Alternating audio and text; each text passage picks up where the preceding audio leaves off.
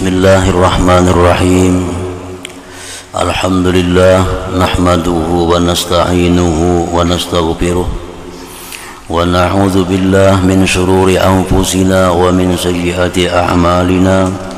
May yahdihillahu fala mudilla lahu wa may yudlil fala hadiya lahu. Asyhadu an la ilaha illallah wahdahu la syarika lahu wa asyhadu anna sayyidana Muhammadan abduhu wa rasuluhu wa la nabiyya ba'dah. Allahumma salli wa sallim wa barik ala sayyidina wa maulana Muhammad wa ala alihi wa sahbihi wa mawala, amma ba'du. Yang kita hormati dan kita muliakan para habaib dan para alim ulama, para muhibbin, hadirin hadirat rahimakumullah. Alhamdulillah, puji syukur yang setinggi-tingginya kita haturkan kehadiran Allah Subhanahu wa ta'ala, yang mana dengan taufik dan hidayah serta inayahnya pada malam ini kita kembali bertemu, berkumpul di majelis yang penuh dengan barakah dan rahmat ini. Salawat dan salam kita haturkan keharibaan junjungan kita Nabi besar Muhammad sallallahu alaihi wasallam, dan untuk seluruh keluarga, para sahabat, zuriat dan pengikut beliau sampai hari akhir nanti. Para muhibbin rahimakumullah, tariqul ilaj li halli uqdatil israr. Ini adalah jalan mengobati untuk melepaskan diri daripada ikatan mengekali dosa. Orang yang belum tobat dari suatu dosa itu dalam bahasa agama disebut israr. Musirrin, orang-orang yang belum tobat terhadap dosa.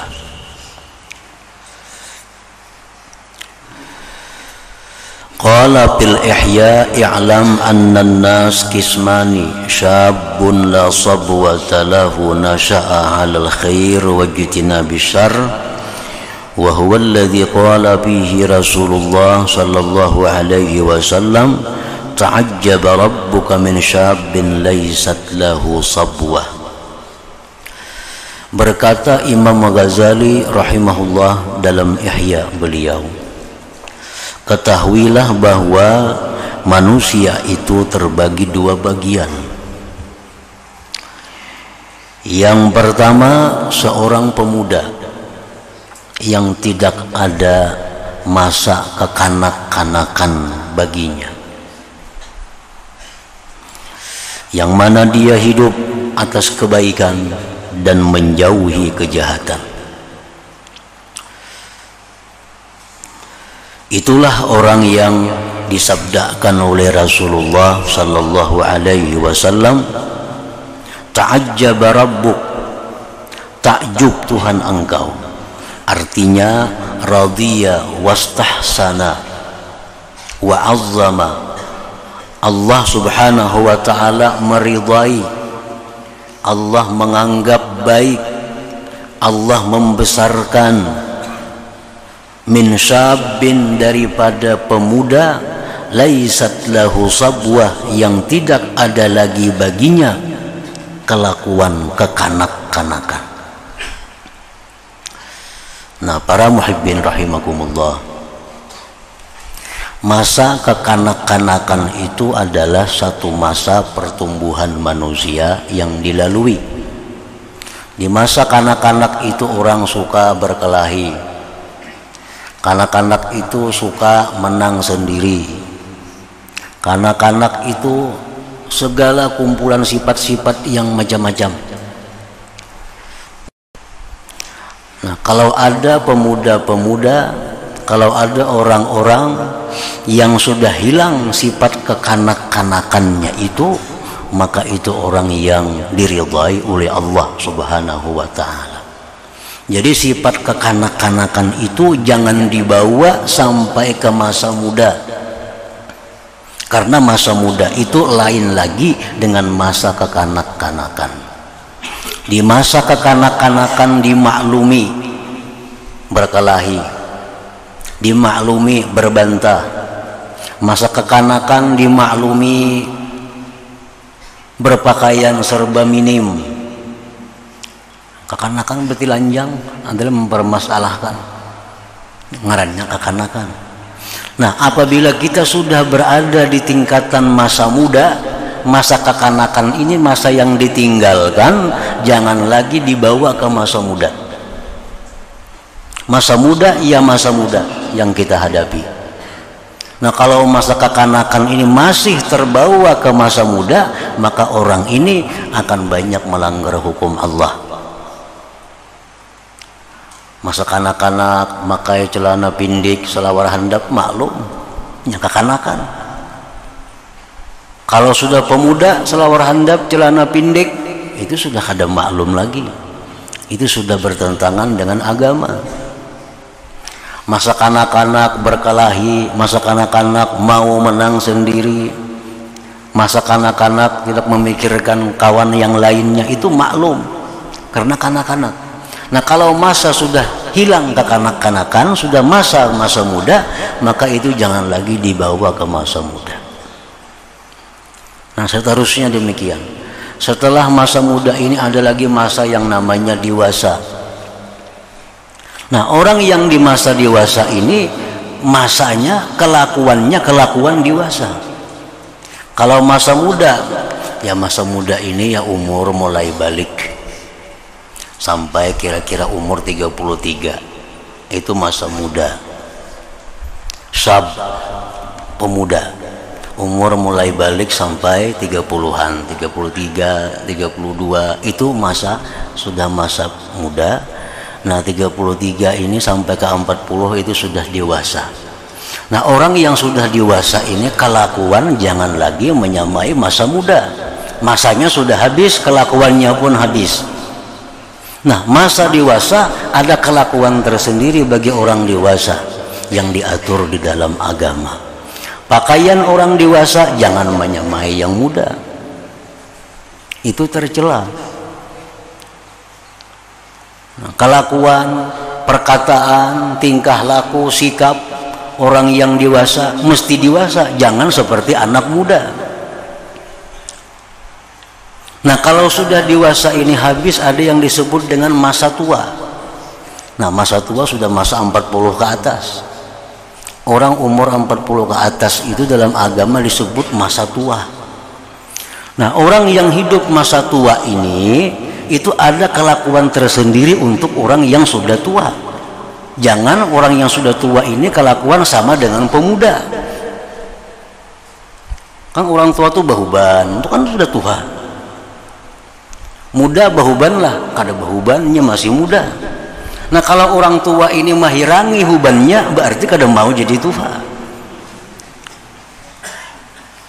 Ini orang tua bahuban, rambut putih, janggut mulai putih, kumis putih, itu memang tua, memang demikian.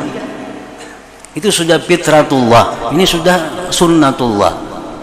Nah, huban yang ada di kepala, di janggut, di sisungit, itu disikapi dengan kelakuan. Oh, ini aku sudah tua, aku bahuban, berarti kelakuanku jangan kayak nang kada bahuban.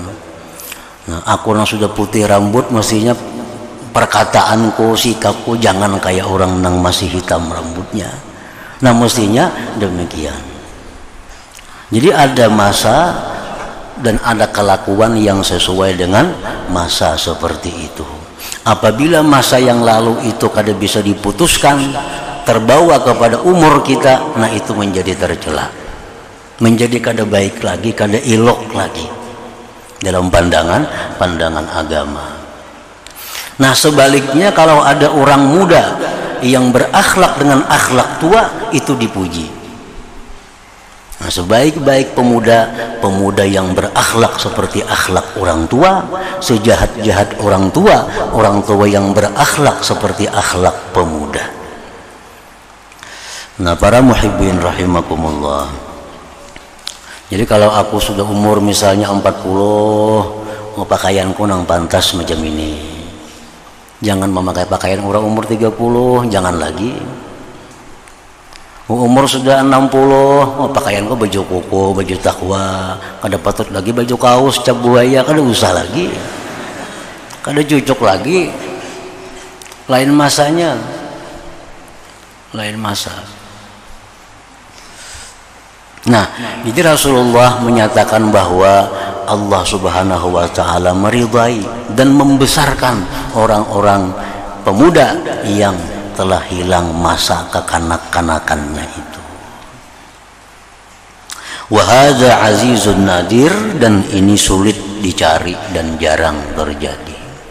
Biasanya masa kanak-kanak itu, akhlak kanak-kanak itu terbawa sampai kepada dia muda, kepada dia remaja.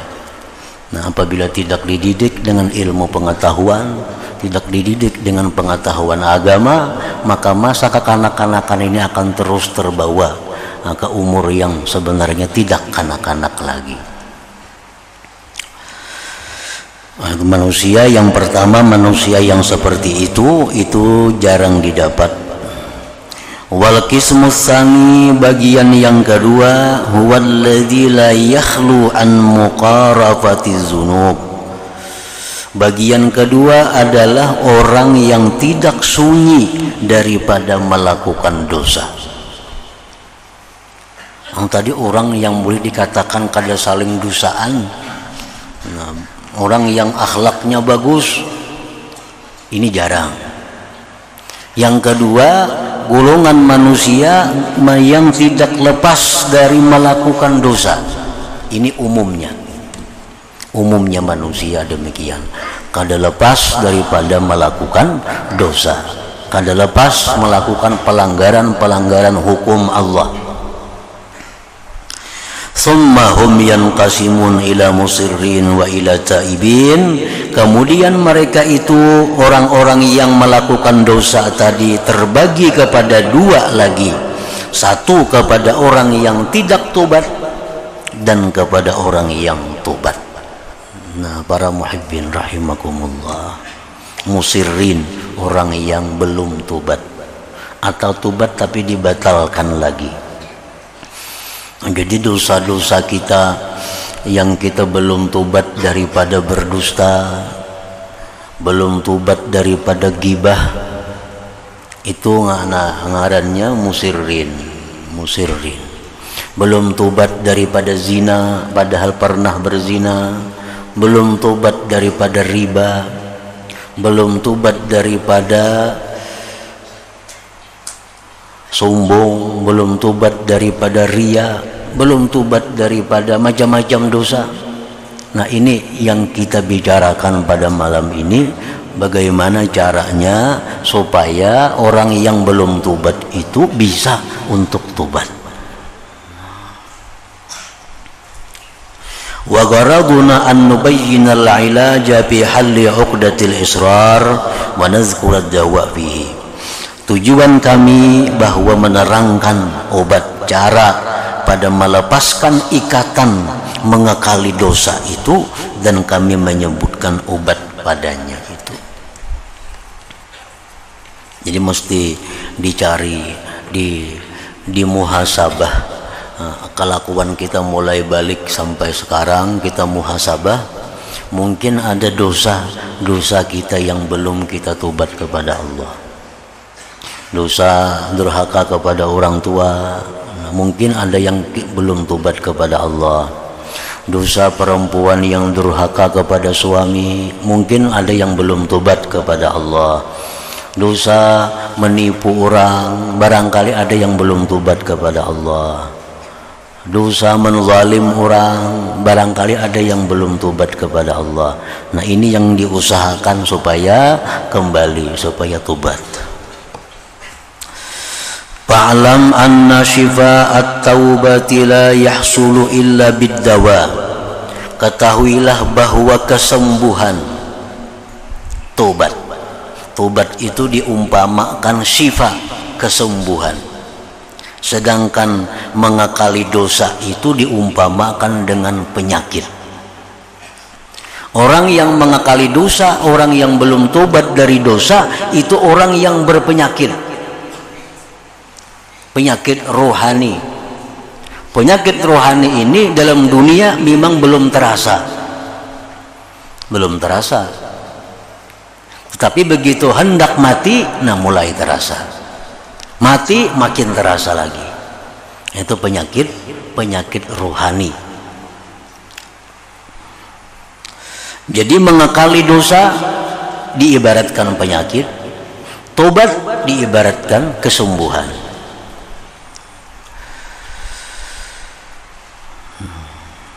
Wala yakifu 'alad dawa man la yakifu 'alad da, dan tidak berhenti atas obat orang yang tidak berhenti atas penyakit. Orang yang kadang merasakan penyakit, dia kadang akan mencari obat. Orang yang kadang merasa punya penyakit, itu kadang akan mencari obat. Banyak orang-orang yang sudah begitu parah, periksa ke dokter, sudah penyakitnya sudah sampai sekian. Nah demikian halnya pula dosa. Nah apabila kita tahu penyakit, nah kita ada harapan untuk berubat. Bila kita tahu bahwa dosa itu adalah laksana penyakit, ada harapan kita untuk bertobat. Nah yang sulit ini orang yang kadang menganggap sakit dengan dosa. Nah, orang yang kadang menganggap sakit dengan maksiat, sehingga orang ini jauh daripada tobat kepada Allah, karena ia merasa kada ada dosa yang diperbuatnya, kada dirasakan sakitnya dosa itu. Izla ma'na lid-dawa illa munaqadatu asbabid-da, karena tidak ada makna bagi obat melainkan melawani sebabnya penyakit itu. Nah, fungsi obat ini adalah melawan penyakit itu. Nah, tobat itu melawan dosa. Tobat melawan dosa. Fakullu da'in hasala min sababin padawa'uhu hallu dzalika sabab wa raf'uhu wa ibtaluh. Maka tiap-tiap penyakit yang hasil dari satu sebab, maka obatnya adalah melepaskan yang demikian sebab, mengangkat dan membatalkannya sebab itu. Orang sakit kepala itu pasti ada sebabnya. Sebabnya kenapa sakit kepala? Karena kada guring, bawa guring. Kenapa sakit kepala? Karena gigi sakit, obati giginya, otomatis hampir sakit kepalanya.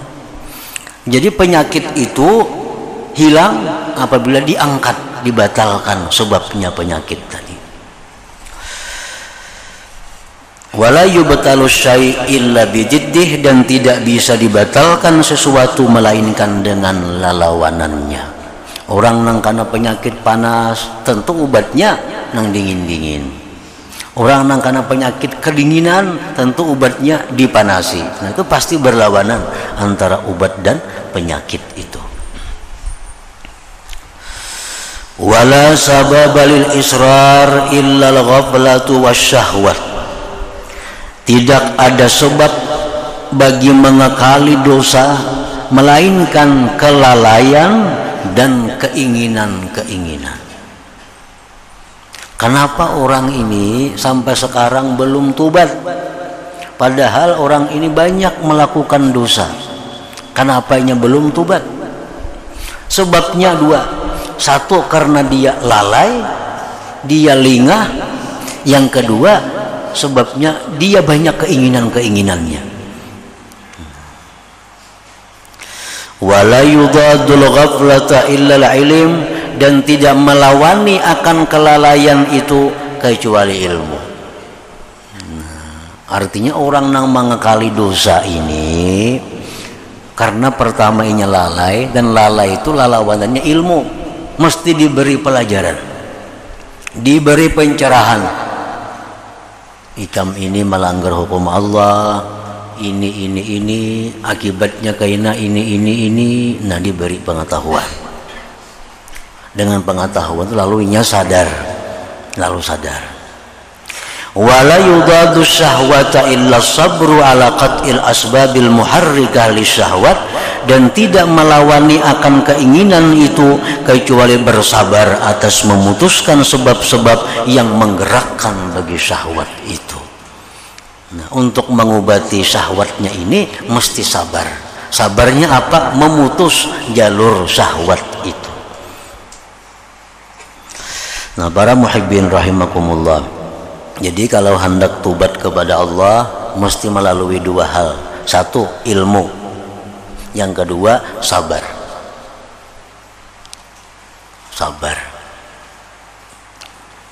Contohnya sabar macam apa? Kita misal dulu menyakiti orang, menampiling orang, atau melukai orang, itu kan tobatnya kita mesti menyerahkan diri. Nah, aku semalam menampiling ikam, nah sekarang aku minta halal lawan ikam, aku minta ridha, dan aku siap ditampiling. Nah, kan sabar maka tuh. Sabar bana maka. Kalau kada sabar kada akan bisa. Ini masalah diri. Masalah harta. Harta yang selama ini dicari dengan jalan riba. Dengan jalan riba, nukar sepeda motor, nukar mobil, nukar rumah, nukar kebun, dapat dari riba. Begitu dapat ilmu, dapat pencerahan agama bahwa riba itu haram dan hasilnya kembangnya pun haram. Ini kalau kada sabar kada akan bisa. Kenapa? Rumah yang sekian bagus, yang sekian lama didiami mesti ditinggalkan. Mobil yang begitu hebat mesti ditinggalkan. Kendaraan yang bagus mesti ditinggalkan. Bila kada sabar, kada sanggup tobat. Nah, jadi tobat itu dua, ilmu dan sabar. Itu obatnya daripada mengakali dosa tadi.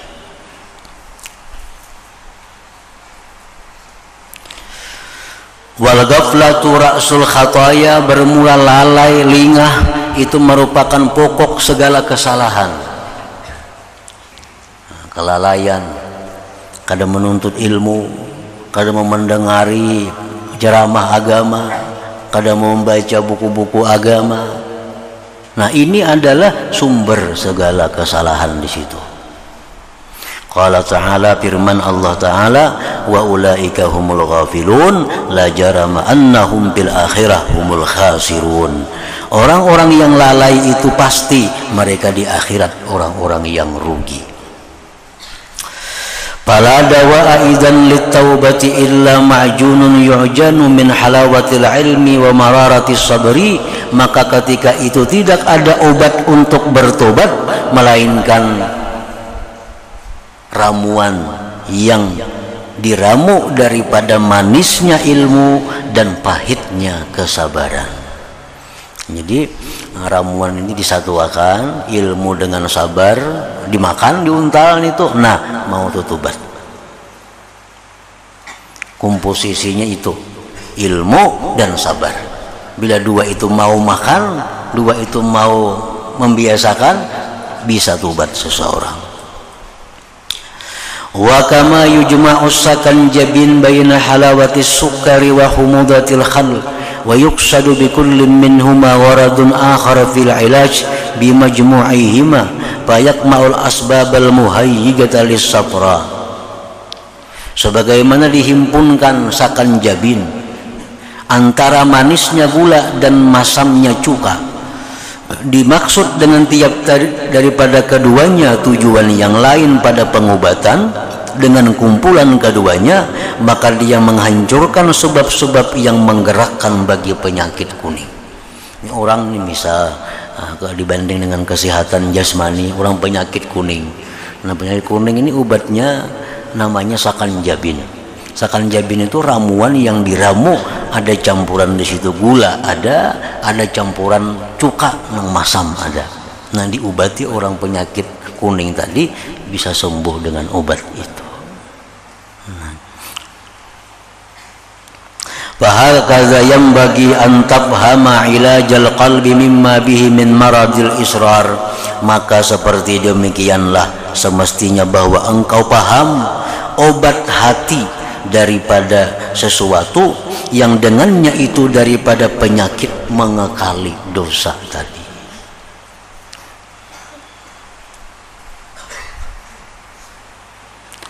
Faizan li hadhihi dawa aslani, maka ketika itu obatnya mengekali dosa ini ada dua tadi kesimpulannya. Pertama, ahaduhuma al ilmu, wal akharu, yang lain as-sabru, sabar. Nah, mengetahui penyakitku ini, dosaku ini, cara-cara tobatnya macam ini, cara mengembalikannya macam ini, cara minta halalnya macam ini, cara minta ampunnya kepada Allah macam ini, itu ilmu. Nah, kayaknya pelaksanaannya itu wal akhar as-sabru, kesabaran tadi. Kesabaran. Nah, jadi berhubung obatnya ini dua macam, kumpulan dari ilmu dan kesabaran, wala budda min bayanihima, dan tidak boleh tidak mesti dijelaskan dengan rinci apa yang dimaksud dengan ilmu itu dan apa yang dimaksud dengan sabar itu. Yang dengan dua campuran tadi seseorang bisa berhenti daripada penyakit israr, mengekali dosa tadi. Nah, para muhibbin rahimakumullah, sampai di situ fa in qulta ayam fa'u kullu ilmin bihalil israr.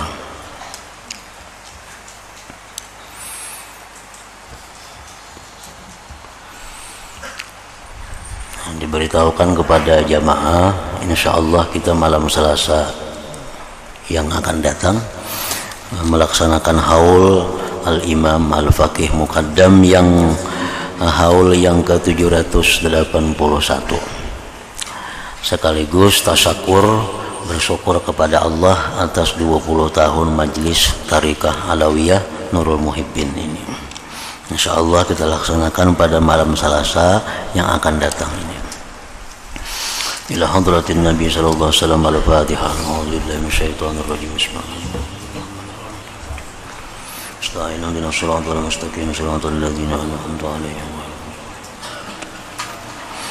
Asyhadu an la ilaha illallah wahdahu la syarika lahu wa asyhadu anna sayyidana Muhammadan 'abduhu wa rasuluh. La ilaha illallah, nastaghfirullah. La ilaha illallah, nastaghfirullah. La ilaha illallah, nastaghfirullah. La ilaha illallah, wa natubu ilallah. La ilaha illallah, Muhammadur Rasulullah sallallahu alaihi wasallam. Faya yarajun minhu syafa'atan sallu alaihi wa sallimu taslima. Allahumma salli wa sallim